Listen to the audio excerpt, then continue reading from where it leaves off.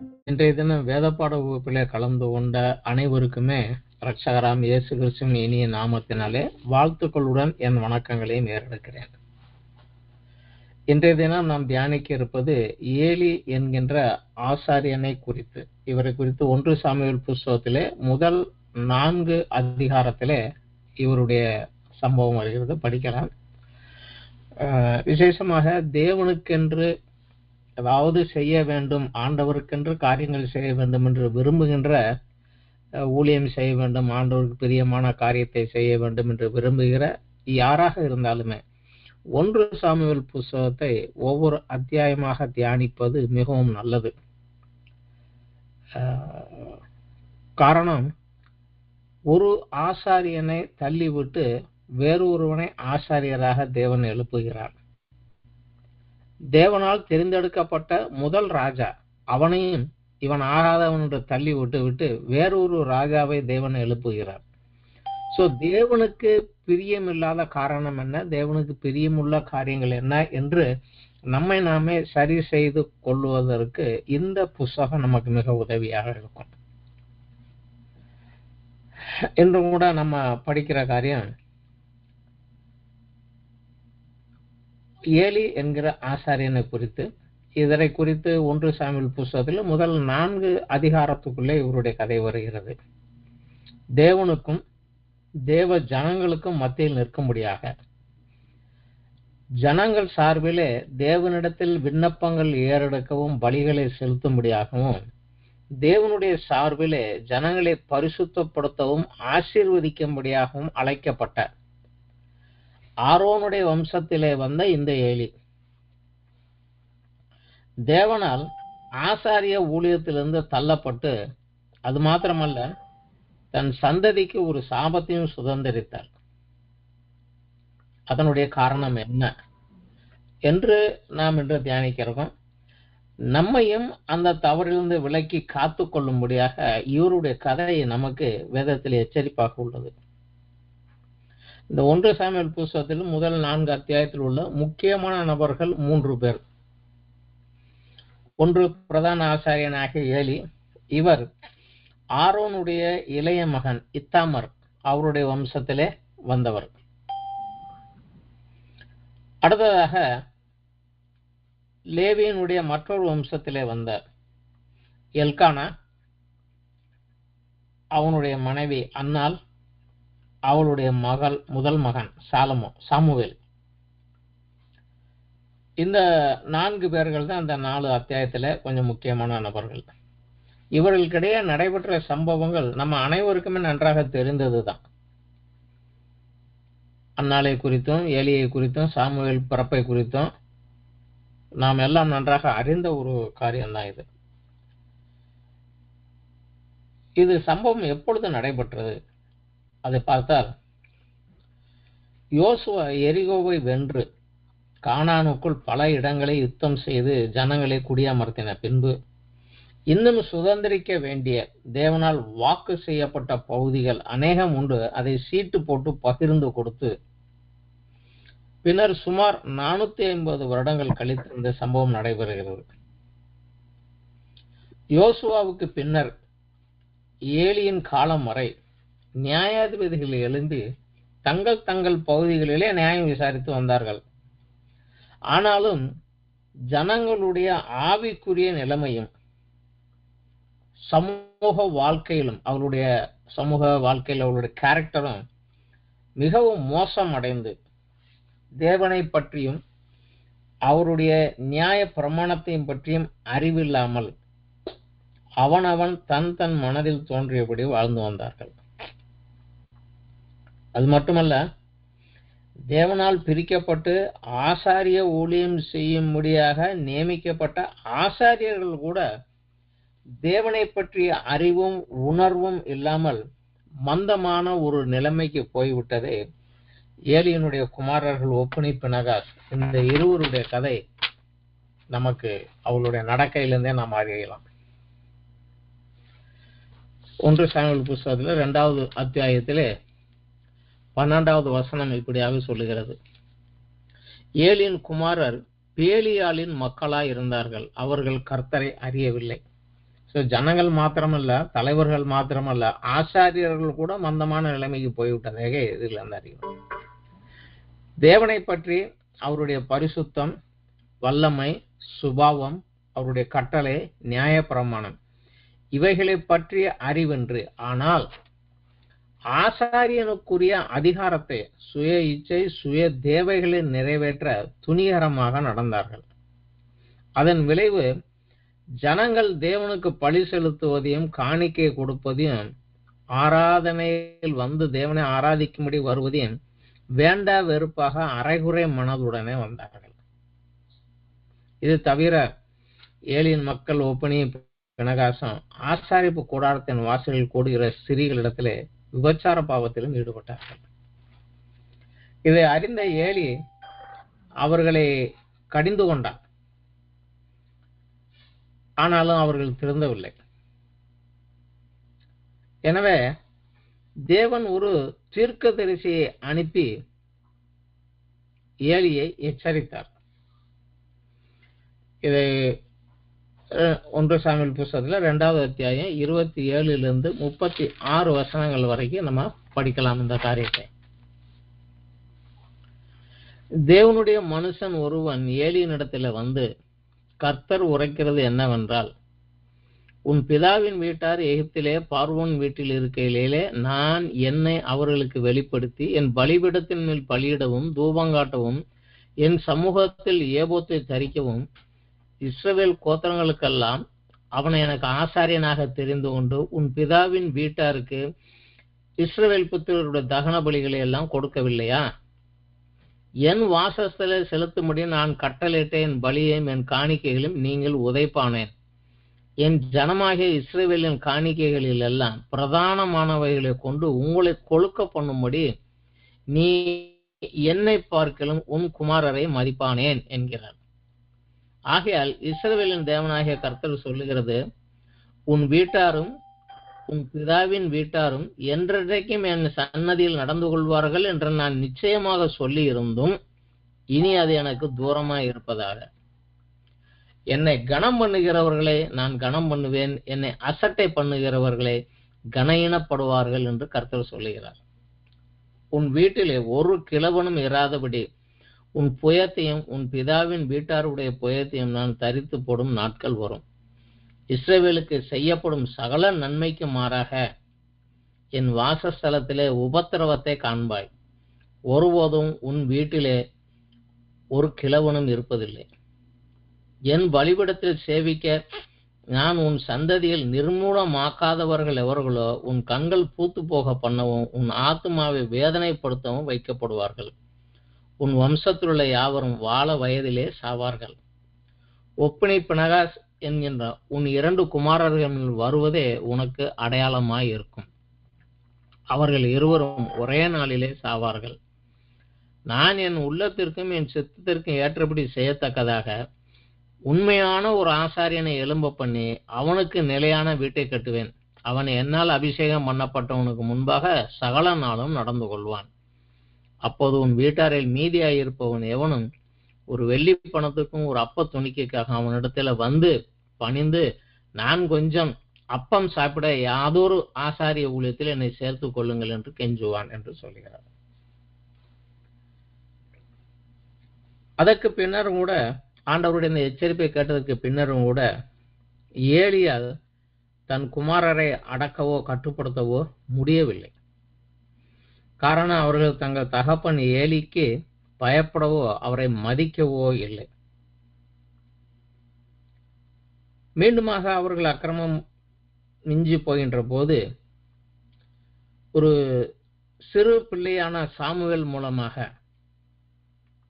தேவன் கடைசியாக, நான் எச்சரித்தேன், நீ கேட்கவில்லை, ஆனால் அதை நிறைவேற்றப் போகிறேன் என்று கடைசியாக ஒரு வார்னிங்கும் கொடுத்து விட்டார்.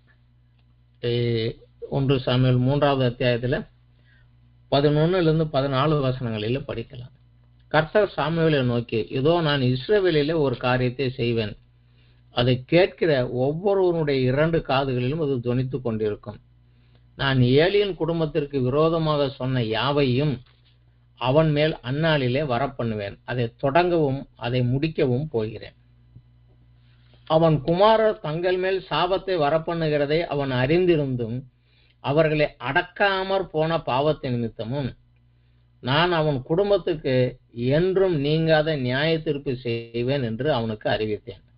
அதே நிமித்தம் ஏலியின் குடும்பத்தார் செய்த அக்கிரமம் ஒருபோதும் பலியினாலாவது காணிக்கையினாலாவது நிவர்த்தியாவதில்லை என்று ஏலியின் குடும்பத்தை குறித்து ஆணையிட்டு இருக்கிறேன் என்கிறார்.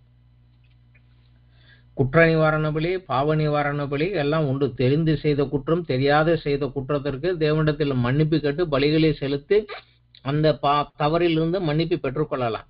ஆனா இங்க தெளிவாக சொல்லுகிறாரு, இந்த ஏலியின் குடும்பத்தினுடைய பாவம் எந்த பலியினாலும் காணிக்கையாலும் நிவர்த்தி செய்யப்பட முடியாது அப்படிங்கிறத அவர் தெளிவாக சொல்லுகிறார். சொன்னபடியே நான் ஆரம்பிக்க போகிறேன், முடிக்க போகிறேன் என்றார். ஆரம்பித்து விட்டார். அதே சமயத்தில் இஸ்ரவேலர் பெலிஸ்தருக்கு யுத்தம் நடைபெற்றது. யுத்தத்துக்கு சென்ற இஸ்ரவேலர்கள் தோற்று போனார்கள். 4000 பேர் மரித்து போனார்கள். எனவே இஸ்ரவேல் மூப்பர்கள் மறுநாளில் யுத்தத்துக்கு எப்படி செல்வது என்று திட்டம் பண்ணுகிற போது தேவனுடைய உடன்படிக்கை பெட்டியை கையிலே கொண்டு போக முடிவு செய்தார்கள். ஒருவேளை அவர்களுக்கு பழைய கதையில் ஏதோ ஒன்று ஞாபகம் இருந்திருக்கலாம். எரிகோவை உடன்படிக்கை பெட்டியோடு ஆசாரிகள் சுத்தி வந்தார்கள். கோட்டை இடிந்து விழுந்தது, முழு எரிகோவையும் ஜெயித்தார். அதே போல இப்பொழுதும் நம்ம இந்த உடன்படிக்கை பெட்டியை கையில் தூக்கிட்டு போனோம்னா நமக்கு ஜெயம் கிடைக்கும் என்று நினைத்திருக்கலாம். ஆனா அந்த உடன்படிக்கை பெட்டியை எடுத்துக்கொண்டு ஒப்பினியுடைய 2 மகன்கள், ஒப்பினியும் பினகாசும், அவர்கள் தான் ஆசாரியர்கள், அவர்கள் உடன்படிக்கை பெட்டியோடு அங்க போனாங்க. விளைவு, யுத்தத்திலே இஸ்ரவேலர்கள் முற்றுமாக முறியடிக்கப்பட்டார்கள். 30,000 பேர் மரித்தார்கள். அதோடு ஒப்பினியும் பினகாசும் அங்கே மரித்து போனார்கள். உடன்படிக்கை பெட்டியும் இப்பொழுது பெலிஸ்தர் கையிலே பிடிபட்டு போனது. இந்த செய்தியை கேள்விப்பட்ட ஏலி, யுத்தத்திலிருந்து தப்பி ஓடி வந்த ஒரு மனிதன் இந்த செய்தியை ஏலிக்கு அறிவிக்கிறான்.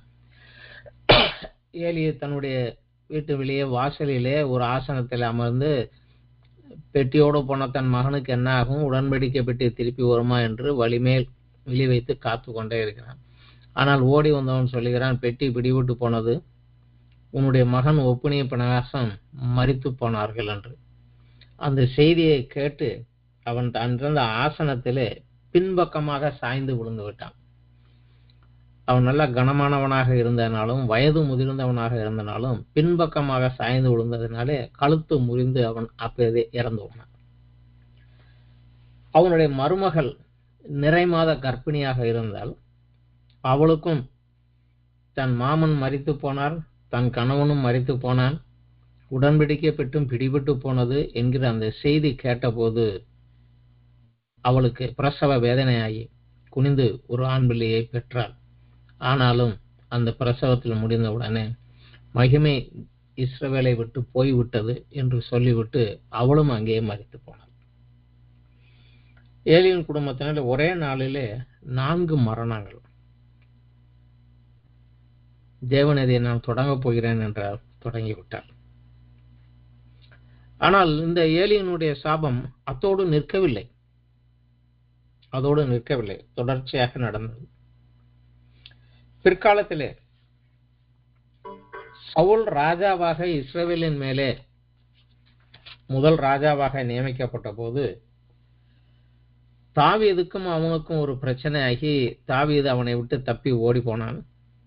அப்பொழுது சவுலுக்கு விரோதமாக ஆசாரியர்கள் தாவீதுக்கு வழிக்கு உணவு கொடுத்து அவனுக்கு உதவினார்கள் என்ற செய்தியை ஒருவன் மூலமாக கேள்விப்பட்டு அதை ஒரு காரணமாக காட்டி சவுல் இந்த ஏலியின் வம்சத்திலே வைந்த ஆசாரியர்கள் அந்த முழு குடும்பத்தையுமே 85 ஆசாரியர்களை ஒரே நாளிலே கொலை செய்தான். இது அதே 1 சாமுவேல் புத்தகத்துல 22வது அத்தியாயத்துல 16 to 21 வசனங்கள் வரைக்கும் நம்ம படிக்கலாம். ராஜாவோ, அதாவது சவுல் ராஜாவோ, அகிமெலேக்கே, நீயும் உன் தகப்பன் வீட்டார் அனைவரும் சாகவே சாக வேண்டும் என்றான். பின்பு ராஜா தன்னண்டையில் நிற்கிற சேவகர்களை நோக்கி, நீங்கள் போய் கர்த்தருடைய ஆசாரியர்களை கொல்லுங்கள் என்றான். அவர்கள் கையும் தாவீதோடு இருக்கிறது, அவன் ஓடி போகிறதை அவர்கள் அறிந்திருந்தும் அதை எனக்கு வெளிப்படுத்தவில்லை என்றான். ராஜாவின் வேலைக்காரரோ கர்த்தருடைய ஆசாரியர்களை கொல்ல தங்கள் கைகளை நீட்ட சம்மதிக்கவில்லை. அப்போது ராஜா தோவக்கை நோக்கி, நீ போய் ஆசாரியர்களை கொன்று போடு என்றான். அவன் இஸ்ரவேல் வம்சத்தான் அல்ல, ஏதோமுடைய வம்சத்தான். அவன் ஆசாரியர்கள் மேல் விழுந்து சணநூல் ஏபோத்தை தரித்திருக்கும் 85 பேரை அன்றைய தினம் கொன்றான். அதோடு மட்டுமல்ல, ஆசாரியர்கள் பட்டணமாகிய நோபில் உள்ள புருஷரையும் ஸ்திரீகளையும் பிள்ளைகளையும் குழந்தைகளையும் மாடுகளையும் கழுதைகளையும் ஆடுகளையும் பட்டய கருக்கினாலே வெட்டி போட்டான்.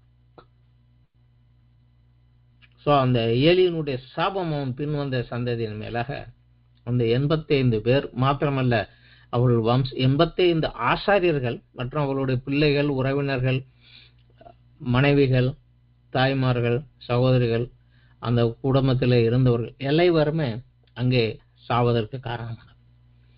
அதில் ஒருவனான அகிதூப் என்பவனுடைய குமாரனான அகிமேலேக்கின் குமாரில் அபியத்தார் என்னும் பேருள்ள ஒருவன் மட்டும் தப்பி தாவீதிற்கு இடமாக போய் அடைக்கலம் புகுந்து விட்டான். தாவீது தன் வாழ்நாட்கள் முழுவதுமாக அவனை தன்னோடு உடன் வைத்து அவனை பாதுகாத்து வந்தான். தாவீது ராஜாவான போது அவனை ஆலயத்திலே ஆசாரியனாக அவனை நியமித்தான். ஆனால் தாவீதினுடைய மகன் சாலமோன் ராஜாவான போது அவனும் ஆசாரிய ஊழியம் செய்யாதபடி அந்த ஊழியத்திலிருந்து விரட்டப்பட்டான். சாலமோனாலே தள்ளுபடி செய்யப்பட்டான். காரணம், அவன் செய்த ஒரு தவறு தான். தாவீதுக்கு விரோதமாக அவனுடைய குமாரன் எழும்பின போது இவன் அவனுக்கு ஆதரவாக நின்றான். முதலிலே ஒரு குமாரன் எழும்பினான், அப்பொழுது இவன் ஆதரவாக நிற்கவில்லை. இரண்டாவதாக ஒரு குமாரன் அதோனியா, அவன் ராஜாவாக வேண்டும் என்று தாவீது உயிரோடு இருக்கும்போது தான் ராஜாவாக இருக்க வேண்டும் என்ற காரியங்கள் செய்தபோது அதற்கு உதவியாக இவனும் போய் நின்றான். எனவே சாலமோன் ராஜாவான உடனடியாக அவனை பார்த்து, இனி நீ இங்கே இருக்கக்கூடாது என்று சொல்லி அவனின் ஆசாரிய ஊழியத்திலிருந்தே அவனை தள்ளுபடி செய்தான். இது 1 ராஜாக்கள் புத்தகத்தில் 2வது அத்தியாயத்தில் 26, 27 வசனங்களில் படிக்கலாம். ராஜா, அது சாலமோன் ராஜா, ஆசாரியனாகிய அபியத்தாரை நோக்கி, நீ உன் நிலங்கள் இருக்கிற ஆனதோத்திற்கு போய்விடு. நீ மரணத்திற்கு பாத்திரவானாய் இருந்தும் நீ என் தகப்பனாகிய தாவீதுக்கு முன்பாக கர்த்தராகிய ஆண்டவருடைய பெட்டியை சுமந்தபடியினாலும் என் தகப்பன் அனுபவித்த உபத்திரவத்தை எல்லாம் நீ கூட அனுபவித்தபடியினாலும் இன்றைய தினம் நான் உன்னை கொலை செய்ய மாட்டேன். அப்படியே கர்த்தர் சீலோவாவிலே ஏலியின் வீட்டாரை குறித்து சொன்ன வார்த்தையை நிறைவேற்றும்படியாக சாலமோன் அபியத்தாரை கர்த்தருடைய ஆசாரியனாய் இராதபடி தள்ளி போட்டான். எவ்வளவு காலம் வரைக்கும் அந்த ஒரு தவறு வருகிறது பாருங்க. காரணம், தேவன் மோசையிடத்தில் முதலாக பேசி தனங்களோடு 10 கற்பனைகளை கொடுக்கிற போதே அதிலே ஒரு காரியத்தை சொல்லுகிறார். யாத்ராகமம் 20வது அத்தியாயத்திலே அந்த 10 கற்பனைகள் 5வது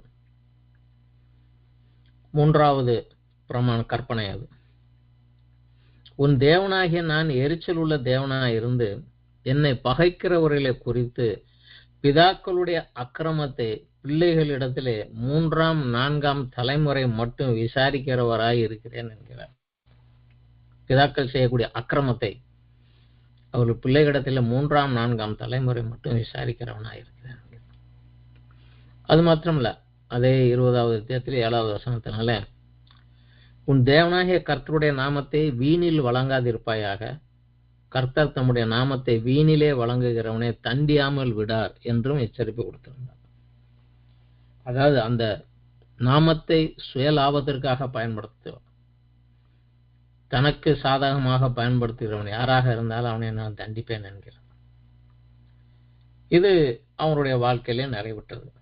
இப்பொழுது நம்முடைய கேள்வி, உன்னதமான பிரதான ஆசாரியன் நிலைமையில் இருந்து இவ்வளவு பெரிய தண்டனையை பெறும்படி ஏலி செய்த தவறு என்ன?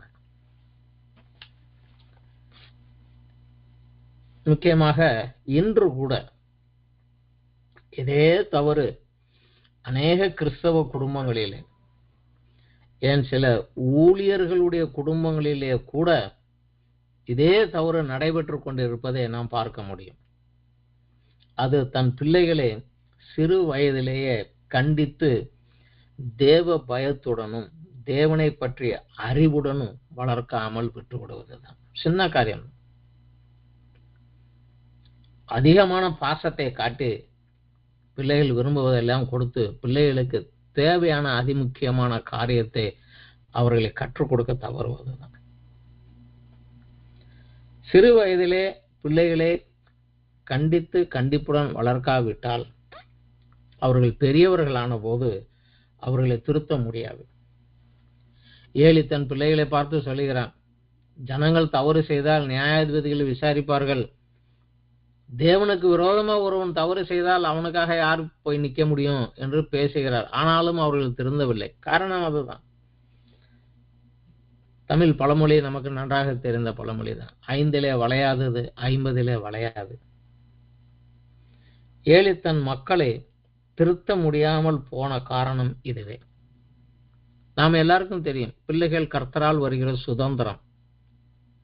ஆனால் கர்த்தர் கொடுத்த அந்த ஆசீர்வாதத்தை பிள்ளைகளை தேவனை பற்றிய அறிவுடனும் பயத்துடனும் அவர்களை வளர்த்து தேவ சித்தம் அவர்கள் வாழ்க்கையில் நிறைவேறும்படியாக தேவனுடைய கரத்திலே அவர்களை ஒப்பு கொடுக்க வேண்டியது பெற்றோர்களுடைய கடமை.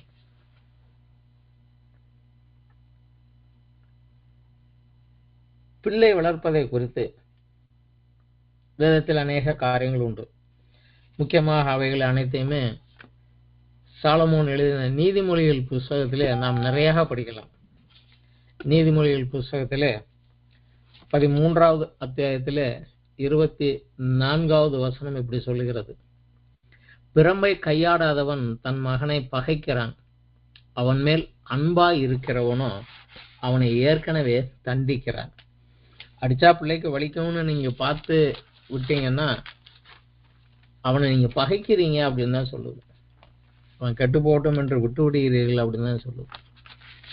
அதே போல நீதிமொழிகள் 19வது அத்தியாயத்துல 18வது வசனம், நம்பிக்கை இருக்க மட்டும் உன் மகனை சிக்ஷை செய், ஆனாலும் அவனை கொல்ல உன் ஆத்துமாவை எழுப்ப விட்டாதே. அடி, சிக்ஷை செய், ஆனா அதுல அளவுக்கு மீறி போய்விடாதே என்று தகப்பனுக்கு பெற்றோருக்கு ஒரு எச்சரிக்கையும் கொடுக்குது. 22வது அத்தியாயத்திலே 6வது வசனம்,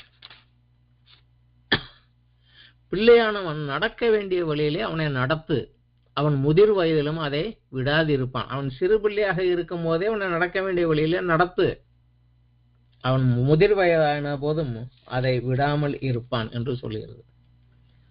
அதே 22வது அத்தியாயத்திலே 15வது வசனம், பிள்ளையானவன் நெஞ்சிலே மதியினம் ஒட்டி இருக்கும், அதை தண்டனையின் பிரம்பு அவனை விட்டு அகற்றும். 23வது அத்தியாயத்திலே 13-14வது வசனம், பிள்ளையை தண்டியாமல் விடாதே, அவனை பிரம்பினால் அடித்தால் அவன் சாகான், நீ பிரம்பினால் அவனை அடிக்கிறதுனால் பாதாளத்துக்கு அவன் ஆத்துமாவை தப்புவிப்பாயே என்று சொல்லுகிறார். 29வது அத்தியாயத்திலே 15வது வசனம், பிரம்பும் கடிந்து கொள்ளுதலும் ஞானத்தை கொடுக்கும், தன் இஷ்டத்துக்கு விடப்பட்ட பிள்ளையோ தன் தாய்க்கு வெட்கத்தை உண்டு பண்ணும். இவைகளெல்லாம் சாலமோன் உடைய நீதிமொழிகளே நமக்கு போதனையாக இருக்கிறது. அது மாத்திரமல்ல, புதிய ஏற்பாட்டிலுடைய சபைகளுக்குரிய காரியத்திலே எபேசியர் நிருபத்திலே கூட 6வது அத்தியாயத்திலே 4வது வசனம், பிதாக்களே, நீங்களும் உங்கள் பிள்ளைகளை கோபப்படுத்தாமல் கர்த்தருக்கு ஏற்ற சிக்ஷையிலும் போதனையிலும் அவர்களை வளர்ப்பீர்களாக. புதிய ஏற்பாடு காலத்தில் கூட நமக்கு ஒரு கட்டளை கொடுக்கப்பட்டிருக்கிறது. ஏனென்றால் இன்றைக்கு நமக்கு கிடைத்த அந்த ஆசீர்வாதங்கள் எல்லாவற்றுக்குமே மூல காரணம் ஆபிரகாம் தான். ஆனா ஆபிரகாமை குறித்து தேவன் ஒரு சாட்சி கொடுத்தார். அது நம்மளுடைய வாழ்க்கையில இருக்க வேண்டும் என்றும் அவர் எதிர்பார்க்கிறார். ஆதியாகமம் 18வது அத்தியாயத்திலே 17-18 வசனங்களில், அப்பொழுது கர்த்தர் ஆபிரகாம் பெரிய பலத்த ஜாதியாவதினாலும் அவனுக்குள் பூமியில் உள்ள சகல ஜாதிகளும் ஆசீர்வதிக்கப்படுவதினாலும் நான் செய்ய போகிறது ஆபிரகாமுக்கு மறைப்பேனோ? கர்த்தர் ஆபிரகாமுக்கு சொன்னதை நிறைவேற்றும்படியாய் அவன் தன் பிள்ளைகளுக்கும் தனக்கு பின்வரும் தன் வீட்டாருக்கும் நீங்கள் நீதியையும் நியாயத்தையும் செய்து கர்த்தருடைய வழியை காத்து நடவுங்கள் என்று கட்டளையிடுவான் என்பதை அறிந்திருக்கிறேன். இது தேவன் ஆபிரகாமை குறித்து கொடுத்து சொன்ன சாட்சி. அந்த ஆபிரகாமின் வாக்கு தத்தங்களுக்கும் ஆபிரகாமுக்கு தேவன் கொடுத்த ஆசீர்வாதங்களின் வழியாகத்தான் நம்ம அந்த ஆசீர்வாதங்களை சுதந்திரித்துக் கொண்டு வருகிறோம். அந்த மாதிரி நாமளும் நடக்க வேண்டும் என்று தேவன் எதிர்பார்க்கிறார். இன்றும் சபையிலோ அல்லது தேவனுடைய ஊழியத்திலோ ஒரு பொறுப்பு வகிக்க விரும்புகிற யாராக இருந்தாலும் தேவனுக்குரிய ஊழியத்தை செய்ய வேண்டும் என்று இருக்கக்கூடிய யாராக இருந்தாலும் அவர்களுக்கு ஒரு தகுதி வேண்டும் என்கிறதே நமக்கு புதிய ஏற்பாட்டில் உள்ள சபைகளுக்கான கட்டளையிலே கொடுக்கப்பட்டிருக்கிறது. அதை விசேஷமாக நம்ம 1 தீமோத்தேயு புத்தகத்திலே 3வது அத்தியாயத்தில் பார்க்கலாம். கண்காணிப்பை விரும்புகிறவன் நல்ல வேலையை விரும்புகிறான். இது உண்மையான வார்த்தை. 3வது அத்தியாயம் 1வது வசனம். அதிலேயே அவனுடைய குவாலிஃபிகேஷன் என்னன்னு கொடுக்கப்பட்டு வருகிறது. அதுல 4வது வசனம், தன் சொந்த குடும்பத்தை நன்றாய் நடத்துகிறவனும் தன் பிள்ளைகளை சகல நல்லொழுக்கம் உள்ளவர்களாய் கீழ்ப்படிய பண்ணுகிறவனுமாய் இருக்க வேண்டும். ஒருவன் தன் சொந்த குடும்பத்தை நடத்த அறியாது இருந்தால் தேவனுடைய சபையை எப்படி விசாரிப்பான்? சோ பிள்ளைகளை ஆண்டவருக்குள்ள வளர்க்க முடியலை என்றால் நீ எப்படி ஆண்டவருடைய ஊழியத்தை சபையை எப்படி விசாரிப்பாய் என்கிறது. அதிலே 12வது வசனம், இது கண்காணிப்புகளை குறித்து சொன்னது. இது உதவிக்காரர்கள், அதாவது சபையில எந்த வேலையா இருந்தாலும் உதவிக்காக வந்து நிக்கிறவங்க. சபையை கிளீன் பண்ணணும், தூத்தலணும், ஒர்ஷிப் எடுக்கணும், சண்டே கிளாஸ் எடுக்கணும், பிரேயர்ஸ் எல்லாம் நடத்தணும், அப்படி எந்த விதத்துல சபைக்கு உதவியாக வர வேண்டும் உதவிக்காரர்களை குறித்து சொல்லப்படுகிறது. ஒரே மனைவியை உடைய புருஷருமாய் தங்கள் பிள்ளைகளையும் தங்கள் குடும்பத்தையும் நன்றாய் நடத்துகிறவர்களுமாய் இருக்க வேண்டும். ஸோ இன்றைக்கும் சபையில் பொறுப்புக்கு வர வேண்டும் என்றால் அவர்கள் கொடுக்கக்கூடிய குவாலிஃபிகேஷனிலே இது வந்துடுது. இயேசு கிறிஸ்துவும் தன்னை பின்பற்ற விரும்புகின்ற தன் சீசர்களுக்கு சொன்னதுதான். மத்தேயு 10வது அத்தியாயத்துல 37வது வசனத்துல நம்ம பார்க்கலாம். தகப்பனையாவது தாயையாவது என்னிலும் அதிகமாக நேசிக்கிறவன் எனக்கு பாத்திரன் அல்ல. மகனையாவது மகளையாவது என்னிலும் அதிகமாக நேசிக்கிறவன் எனக்கு பாத்திரன் அல்ல. ஸோ ஃபர்ஸ்ட் பிளேஸ் அவருக்கு கொடுக்கணும். அதை காட்டும் இதை விசேஷிக்கிற போது நீ என் பின்னாடி நீ வர முடியாது அப்படின்னு தான் அவர் சொல்லுகிறார். தேவனுடைய சித்தம் தன் வாழ்க்கையில நிறைவேற விரும்புகிற எந்த மனிதனுடைய வாழ்விலும் இருக்க வேண்டிய வேதம் கூறுகிற ஒரு ஒழுங்கின் வரிசை கிரமானம் இது. முதலிடம் தேவனுக்கு. First place always it's for God தான். முதலிடம் தேவனுக்கு. 2வது இடம் நமது கவனம் இருக்க வேண்டியது தன்னுடைய சொந்த குடும்பம். தன் குடும்பத்திலே தேவனுடைய ஆளுகை இருக்க வேண்டும். தேவனுக்கு கீழாக அவர்கள் இருக்க வேண்டும். தேவனை பற்றி அறிவோடு குடும்பம் இருக்க வேண்டும். 3வது இடத்துல தான் என்னுடைய வேலையும், என்னுடைய வேலைக்குள்ள வருகிறது தான் என்னுடைய தொழில், என்னுடைய வேலைகள், இதற்குள்ளாக வருவது தான் ஊழியமும். என் வேலை ஸ்தலத்திலே நான் ஆண்டவருக்கு சாட்சியாக இருக்க வேண்டும். என் ஊழியத்திலே ஆண்டவருக்காக நிற்க வேண்டும். இதுல அநேகர் ஊழியத்தை தங்கள் குடும்பத்திற்கு மேலாக கொண்டு செல்கிற போது தங்கள் குடும்பத்திற்கு செய்ய வேண்டிய காரியங்களோ குடும்பத்தில் கற்றுக் கொடுக்க வேண்டியவர்களோ விட்டு ஊழியத்திற்கு முதலிடம் கொடுக்கிற போது 3வது இருக்கக்கூடிய அந்த தொழில், வேலை, ஊழியம் என்பது இரண்டாவது இடத்தை தாண்டி மேலே போகிற போது முதல் ஸ்தானத்தில் இருக்க வேண்டிய அந்த தேவன் மூன்றாவது ஸ்தானத்துக்கு தள்ளப்பட்டு போய்விடுவார். விளைவு மிகவும் மோசமாகிவிடும், தலைகளாக மாறிவிடும். இது பெற்றோருக்குரிய ஒரு ஆலோசனை. இரண்டாவது, ஏலியினுடைய மகன்கள் ஒப்பினி பினகாஸ் ஆசாரிய ஊழியத்தை வம்சாவளி உரிமையாக கருதினார்கள். ஆனால் அதை கொடுத்த தேவனை பற்றிய அறிவில்லை. தவிர ஆசாரிய ஊழியத்தினுடைய கடமை, பொறுப்பு, அதற்குரிய மரியாதை, பரிசுத்தம், சாட்சியான ஜீவியம் இவைகளும் அவர்களிடத்தில் இல்லை. அவருடைய முக்கியமான தவறு தகப்பனுக்கு கீழ்ப்படிந்து தங்களை திருத்திக் கொள்ளவில்லை. தாய் தகப்பனுக்கு கீழ்ப்படியாதவனை தேவன் தனக்கும் கீழ்ப்படியாத ஒருவனாகத்தான் கணக்கிலே வைக்கிறார். நமக்கு தெரிந்த ஒரு காரியம்தான். யாத்ராமம் 20வது அத்தியாயத்திலே தேவன் கொடுத்த 10 கட்டளைகள் கொடுக்கிற போது அதிலே சொன்ன கட்டளை நாம் எல்லாருக்கும் நன்றாக தெரிந்த ஒரு காரியம் தான். 5வது கற்பனை.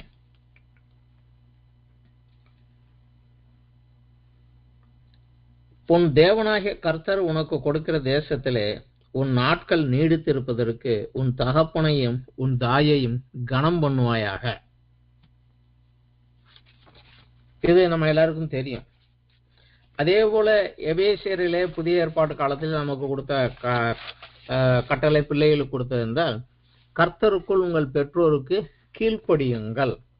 எபேசியர் 6வது அத்தியாயத்தில் வரக்கூடிய ஒரு 1, 2, 3 வசனங்களில் தாய் தகப்பனுக்கு கீழ்ப்படிந்திருங்க, கர்த்தருக்குள் நீங்கள் கீழ்ப்படிந்து நடக்க வேண்டும் என்பது அவர்கள் கொடுக்கப்பட்ட கட்டளை. எபேசியர் 6, 1, 2, 3 படிக்கலாம். பிள்ளைகளே, உங்கள் பெற்றோருக்கு கர்த்தருக்குள் கீழ்ப்படியுங்கள், இது நியாயம். உனக்கு நன்மை உண்டாயிருப்பதற்கும் பூமியில் உன் வாழ்நாள் நீடித்திருப்பதற்கும் உன் தகப்பனையும் உன் தாயையும் கனம் பண்ணுவாயாக என்பதே வாக்குத்தத்தம் உள்ள முதலாம் கற்பனையாக இருக்கிறது. இதுவும் நமக்கு தெரியும். ஆனா இதுக்கு நமக்கு தெரியாத ஒரே ஒரு கற்பனை உண்டு நியாயப்பிரமாணத்தில் உள்ள ஒரு கட்டளை. அதை உபாகமம் புஸ்தகத்திலே 21வது அத்தியாயத்திலே நம்ம பார்க்கலாம். உபாகமம் புஸ்தகத்திலே 21வது அத்தியாயத்திலே 18 21 வசனங்களிலே தேவன் கொடுத்த ஒரு கட்டளை.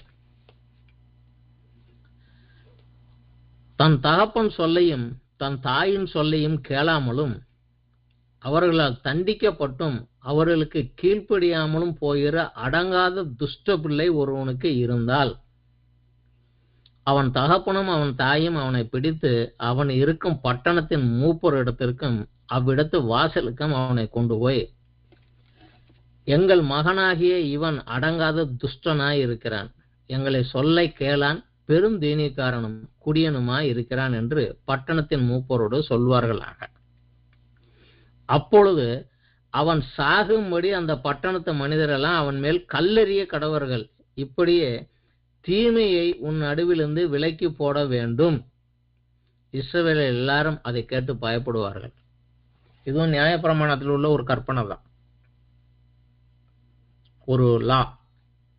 தாய்க்கு தகப்பனுக்கு அடங்கலைன்னா அவன் இங்கேயும் துஷ்டனா தான் வாழுவான், பரலோகத்துக்கும் சேர மாட்டான். அப்படிப்பட்டவன் பூமியில வாழ வேண்டிய அவசியமே கிடையாது, அவனை இப்பவே காலி பண்ணிடு அப்படிங்கிறான்.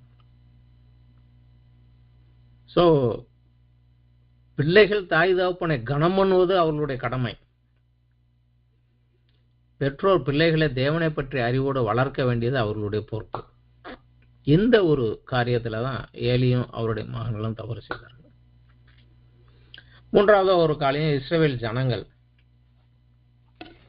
சுய பலத்தோடு சுய சாமர்த்தியத்தோடு பெலிஸ்தருக்கு விரோதமா யுத்தத்துக்கு போனாங்க. 4000 பேர் செத்து போனாங்க.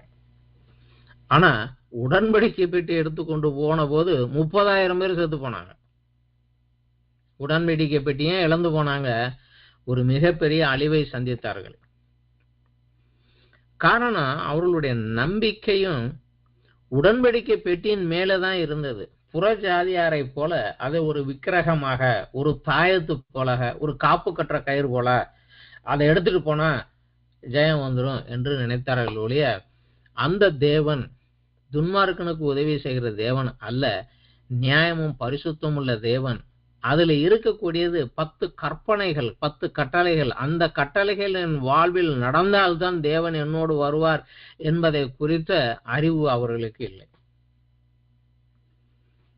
அதில் உள்ள 3வது கட்டளை அதுதான், என் நாமத்தை வீணிலே வழங்காதிருப்பாயாக. வீணிலே வழங்கினால் அவனை நான் தண்டியாமல் விட மாட்டேன். அது அந்த அவங்க தூக்கிட்டு போன பெட்டியில இருந்த 10 கற்பனைகள் உள்ள ஒரு கற்பனை தான் இது. அதை குறித்த அறிவு அவங்களுக்கு இல்லை. இன்றைக்கும் கூட கிறிஸ்துவின் பிரமாணத்தை கைப்பிடிக்காமலே தங்களை கிறிஸ்தவர்கள் என்று எண்ணிக்கொண்டு கிறிஸ்தனை ஆசீர்வதிப்பார் ஆசீர்வதிப்பார் ஆசீர்வதிப்பார் என்று சொல்லி மோசம் போகிறவர்கள் கொஞ்சம் அதிகம் உண்டு. இப்பேற்பட்டவர்களுக்கு இயேசு கிறிஸ்து கூறுகிற ஒரு ஆலோசனை, யோவான் 8வது அத்தியாயத்துல 30 32வது வசனம் வரைக்கும்.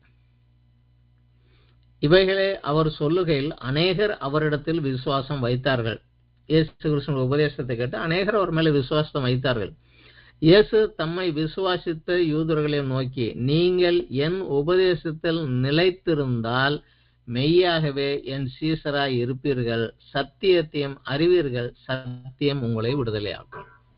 இன்றைக்கு நம்ம பார்வையில் என்ன, நான் சொன்னதை கேட்டு நடந்தேன்னா தான் நீ கிறிஸ்தவன், இல்லைன்னா நீ கிறிஸ்தவன் அல்ல. அதான் சொல்லிடுறேன். முக்கியமாக நாம் தெரிந்து கொள்ள வேண்டிய ஒரு காரியம் கடைசியாக, இன்று உலகத்திலே தேவனால் உருவாக்கப்பட்டு அவரை தலைவராக கொண்டு அவரால் நிர்வகிக்கப்படுகின்ற நிர்வாக ஸ்தாபனங்கள் 3 உண்டு. அவரால் உருவாக்கப்பட்டு அவரை தலைவராக கொண்டு அவரால் நிர்வகிக்கப்படுகிற நிர்வாக ஸ்தாபனங்கள் 3 இன்றும் உலகத்திலே உண்டு. அதிலே முதலாவது வருவது குடும்பம், கிறிஸ்தவ குடும்பம். கிறிஸ்துவை தலைவராக கொண்டு அவர் சொல்படி நடக்கக்கூடிய, அவருடைய ஆலோசனைப்படி நடக்கக்கூடிய குடும்பம். தாய் தாப்பனுடைய பொறுப்பை தாய் தாப்பன் செய்ய வேண்டும், பிள்ளைகளுடைய பொறுப்பை பிள்ளைகள் செய்ய வேண்டும். இது ஒன்று. இரண்டாவதாக ஆபிரகாமின் சந்ததியான இஸ்ரவேல் தேசம். அவர்களும் அவரை தங்கள் ராஜாவாக, தங்கள் தேவனாக கொண்டு பரிசுத்தத்துடன் ஒழுக்கமுடன் வாழ்ந்து சகல உலகிற்கும் சாட்சியாக வாழ வேண்டும்படியாக அழைக்கப்பட்டவர்கள். இன்று கடைசியாக தேவன் உலகத்தில் வைத்திருக்கக்கூடியது அவருடைய சபை. 3மே தேவனை தலைவராக கொண்டு உலகிற்கு சாட்சியாக வாழ்ந்து உலகை ஆசீர்வதிக்கும்படியாக தேவனால் உருவாக்கப்பட்டது. 3மே அவரை தலைவராக கொண்டு அவருக்கு கீழ்ப்படிந்து அவர் கூறுவதை கடைபிடிக்கும் போது அவருடைய பாதுகாப்பு, பராமரிப்பு, போஷிப்பு, மேலும் பூமிக்குரிய பரத்துக்குரிய ஆசீர்வாதமும் உண்டு. அதே சமயம் அவரை தலைவர், என் தேவன், என் கடவுள் என்று கூறியும் அவருடைய பிரமாணத்திற்கு கீழ்ப்படியாவிட்டால் பின் விளைவுகளும் உண்டு. சிறிய தவறுதான், ஒரு சிறிய துவாரம் போதும் பெரிய கப்பலையும் கீழே கவுத்தி விடுவது சிறிய தவறுதான். காரணம் அதிகமான பாசம். அதிலே சொல்லுகிறார், என்னை காட்டில் உன் பிள்ளையை நீ மதிப்பானேன் என்று ஏலியை குறித்து தேவன் கண்டித்து கேட்கிறார். நான் கொடுத்த பிள்ளை தானே, அதை எனக்குரிய அறிவுல வளர்த்து கொண்டு வராம நீ ஏன் அவன் கெட்டு போறது காரணமாயிருக்கா என்று சொல்லி அவனை திட்டுகிறார். ஸோ இந்த ஒரு காரியத்துல நம்ம இன்னும் கொஞ்சம் அதிகமாக ஞானமோடு வளர்ந்து கொள்ள வேண்டியது நமக்கு மிக முக்கியமான ஒரு காரியம். இந்த காலத்துல நம்ம பார்க்குறோம், அநேக இடங்களிலே இந்த இடங்களிலே கிறிஸ்தவ குடும்பங்கள் தவறி போவதும், பிள்ளைகள் என் சொன்ன பேச்சை கேட்கறது இல்லையே அப்படிங்கிற கத்துறதும், சின்ன வயதிலே சரியாக வளர்க்காம விட்டு பின்னாலே கஷ்டப்படுகிறதும் உண்டு. தமிழ்ல பழமொழி சொல்லுவாங்க, தும்ப விட்டுட்டீங்க, நீங்க இப்ப வாழை பிடிச்சு இழுக்கிறீங்க, அது வராது. மாட்டை தும்பு கயிறை பிடிச்சு இழுத்தா தான் வலிக்கு வரும். அதை விட்டு இஷ்டத்துக்கு விட்டு கடைசியில வாழை பிடிச்சு இழுத்தாலாம் வராது. அந்த ஒரு போராட்டத்துக்குள்ள அநேக குடும்பங்கள் போவதை பார்க்கிறோம். நம்ம அதிலிருந்து நம்மை காத்துக்கொள்வதற்கு தேவன் நமக்கு சரியான வழிமுறைகளை தருவாராக. சபைகளிலும் தேவனை துதிக்கிற இடத்திலும் குடும்பங்கள், கிறிஸ்தவ குடும்பங்கள் கட்டப்பட்டால் சபை சாட்சியாக எழும்பினர். ஒருவன் இன்று நமக்குரிய இந்த காரியங்கள் எல்லாம் சின்ன தவறு தானே என்று விட்டதுனால பெரிய ரிசல்ட் வந்தது, அழிவு வந்தது. வராதபடி நம்ம எச்சரிக்கும்படியாகத்தான் பழைய ஏற்பாட்டில் உள்ள அனைத்து காரியங்களில் இன்று நமக்குரிய எச்சரிப்பாக பாடமாகத்தான் இருப்பது. அது வீட்டிலிருந்து நம்மளை திருத்திக் கொள்வது நல்லது. இந்த ஏலியனுடைய வாழ்க்கையிலிருந்து நம்ம கற்றுக்கொண்ட பாடம் இதுதான். இன்றைக்கு இத்துடனே இந்த வேத பாட வகுப்பு முடிவடைந்தது. நன்றி, வணக்கம்.